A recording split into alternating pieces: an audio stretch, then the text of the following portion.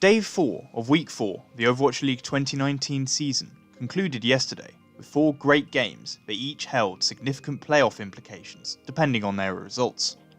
With only 8 games left to play next week, and some teams even concluding their Stage 1 on Sunday, results and scorelines would be crucial to determining their playoff fates, so without any more delay, let's get straight into what happened.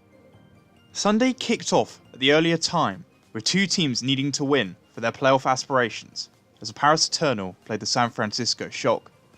Recent games over the past couple of weeks perhaps foreshadowed the outcome of this match, especially on the side of Paris, who had suffered 2 consecutive 4-0 defeats. Once again, they could not produce the same performance that had earned them so much credit at the beginning of the stage, and this for the most part was down to the Zarya play. This has been the biggest weakness for the Eternal all season, and Shadowburn replacing Soon here seemed to have made things worse, with him at the bottom of most Zarya statistics categories. This allowed Sinatra to have a field day, as he remained at high charge often and put out so much damage and effective gravitons as a result. San Francisco had been unfortunate to have dropped maps against both Vancouver and New York despite their high level of performance, but the same could not be said here as they came out with a point to prove, and for most of the map tore the Eternal apart. The first half was not great for Paris, down 2-0, but they came back in the second with a little more intensity, but demons of mismanaging support ults again haunted them as they dropped Horizon in overtime and therefore lost the series. One bright spot for Paris was the play and coordination of Ben Best on Rhine and Finzi on Diva, who had solid games and especially in the final map executed combos perfectly, and it was a result of these combos that the Shock threw away their opportunity to take the series sweep, so the match ended 3-1. The Shock has done all they can after 7 games, but it is in other teams' hands whether or not they make the playoffs, and they might rue their tough strength of schedule and dropping Dorado here for that. Paris meanwhile look a mess with their Zarya play and are seemingly getting worse week by week, leaving them needing an impressive final 2 games to have any shot of making the stage playoffs. Following this matchup came the intriguing contest between the London Spitfire and the Shanghai Dragons. London needed a win here to steady their chances of making the stage playoffs, whilst the already eliminated Dragons were looking to finish the stage on a high. As the series played out, a weird pattern emerged, as it seemed that on each map only one side would play well and the other would stall and be easily stopped. London comfortably took control on Nepal 2-0, before Shanghai won King's Row 3-0, after a great Sombra defense on the first point. Shanghai was stalled in their attack on Anubis as Spitfire won 1-0, before once again London could not play well around the payload and were convincingly beaten 3-0 on Route 66. Albeit with the Dragons profiting on a disgusting backcap from Ding on Sombra. This took us to Game 5 of this unpredictable series, with both sides feeling like they were playing at a similar level, all except for the contest between Jester and Gamsu, where it just felt that Gamsu had Jester's number, especially when playing Reinhardt.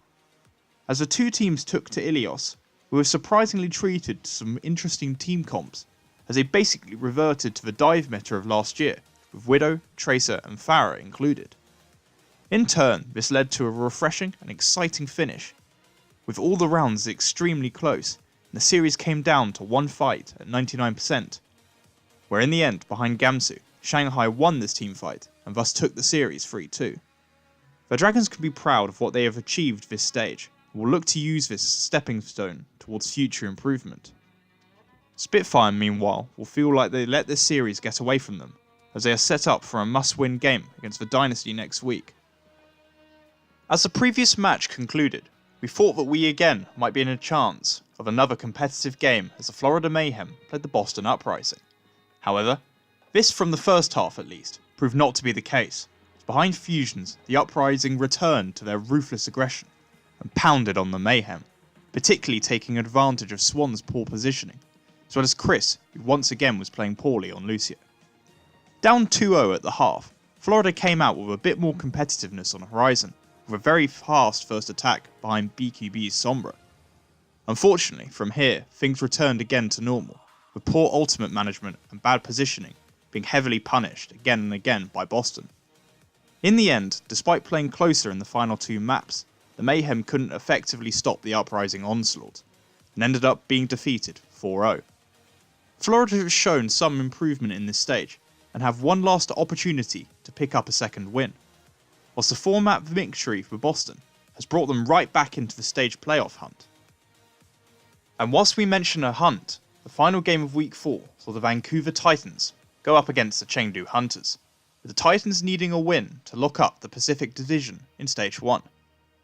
As this series progressed, anticipation built as the Titans not only struggled playing into the unorthodox team compositions of the Hunters, but also were seemingly only being able to match Chengdu's 3-3 GOATS comp, to the shock of nearly everyone. At no point did this series look to be swinging one way or another, with it tied 1-1 at the half. Bacon Jack particularly had a great series alongside a Meng for the Hunters.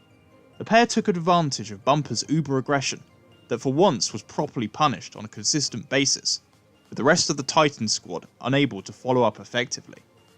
Meng, in terms of his Earth Shatters, completely outplayed Bumper and even laid Chengdu to the scoreline of 2-1 as we headed into Route 66.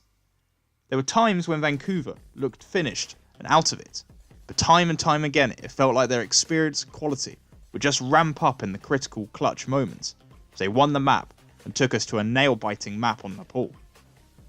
Try as they could, the Hunters just fell short of the biggest upset of the season so far, as they were just edged out to the disappointment of the majority of fans. Janu stepped up big again for the Titans to keep his team together and bring them their 6th win, whilst Chengdu have won the hearts and minds of most fans with their unique style of play. Can be really proud of their performance. Now looking at my predictions, I ended the day 3-1 to take my weekly record to a great 10-4, and therefore my overall record stands at 37-25 after 4 weeks. Regarding this day in particular, aside from nailing the Shock vs Paris game, the Shanghai and Hunters games were far closer than I anticipated, and perhaps I didn't give Boston enough respect before they demolished Florida. With that, I've reached the end of this week's review, and I'd like to thank you for watching. You can expect my power rankings and some analysis in the next couple of days. Otherwise, please like and subscribe if you enjoyed for more Overwatch League content moving forward.